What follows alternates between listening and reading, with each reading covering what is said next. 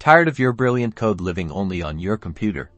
Let's push it to GitHub using the command line in under 90 seconds. First, navigate to your project's directory in your terminal. Use the cd command followed by the path to your folder.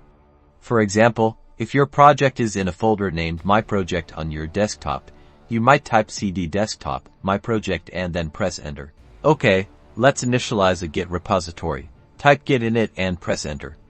This transforms your project folder into a Git repository, allowing you to track changes. Next, stage your changes for commit. Type git add and press enter.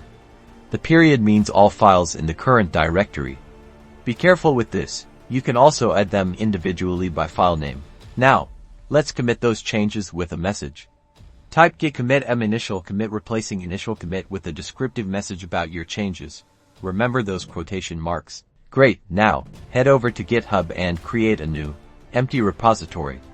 Give it a name and a description, and make sure it's public or private depending on your needs. Copy the repository URL displayed on this page. We will need it in the next step. Back in your terminal, connect your local repository to your GitHub repository. Type git remote add origin followed by the URL you just copied from GitHub and then press enter. This creates a connection. Finally, push your code to GitHub. Type git push u origin main and press enter. You might be prompted for your GitHub username and password.